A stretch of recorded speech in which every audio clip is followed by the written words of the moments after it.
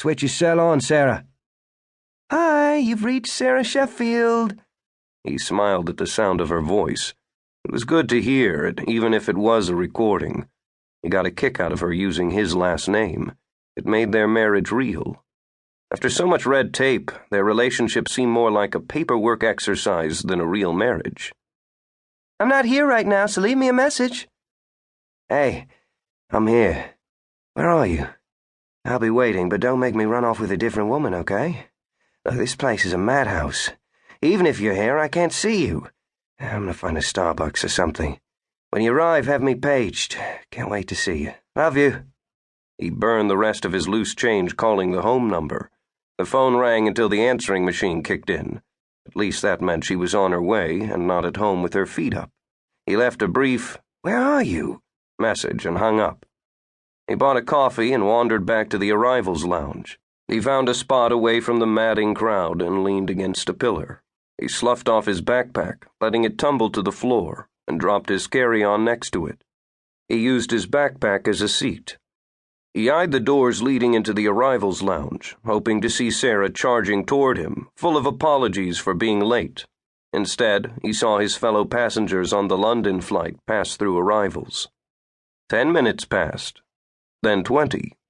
With each passing minute, the tedium of watching lovers reunite, friends welcome friends home, and business travelers connect with their counterparts irritated him. He checked his watch again. Another 30 minutes had passed. He struggled to believe the traffic was so backed up that she hadn't arrived yet. He went to the information desk and had Sarah paged 3 times over a 20-minute period. Each page went unanswered. She's probably stuck in traffic, the woman at the information kiosk said. She'll be along soon. He'd broken a $20 bill when buying coffee in order to get more change. Cash in big bills was all he had. As yet, he didn't have a credit card or a bank account in the U.S. He used the change to call Sarah on her cell phone again. He got her voicemail. I hope you're close to the airport now. Starting to get a little lonely here. Just hurry up and get here. He nursed his coffee for over half an hour and listened closely to every page, but none were for him.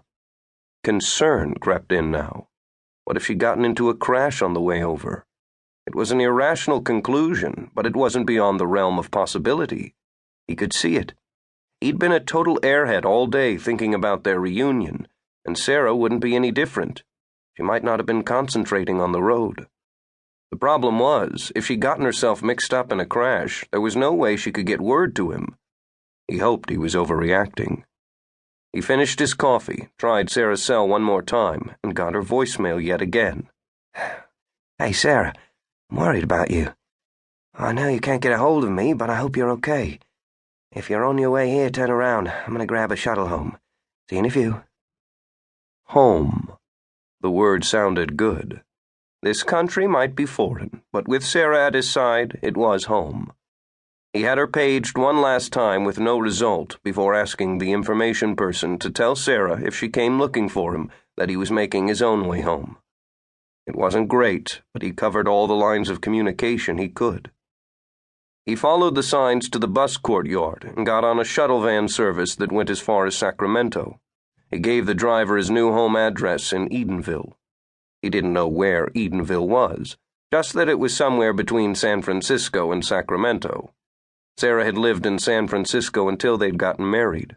Upgrading from her apartment to a house wasn't an option with San Francisco real estate prices, so she'd settled on Edenville. Besides, she'd wanted a fresh start for the both of them. If they were starting a new life, they should do it in a new home. He'd only seen the house in Edenville in photos Sarah had emailed to him. Terry paid the driver, who loaded his bags into the van. Once Terry had taken his seat, the driver slipped out of the airport. Besides Terry, there were only 4 other people in the van, a couple and 2 lone travelers.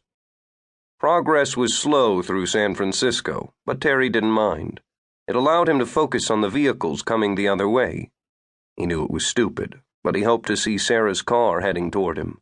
He even looked at stranded cars on the side of the road in case one of them was Sarah's. But he didn't see Sarah speeding toward him or marooned at the side of the road. A scary thought hit him.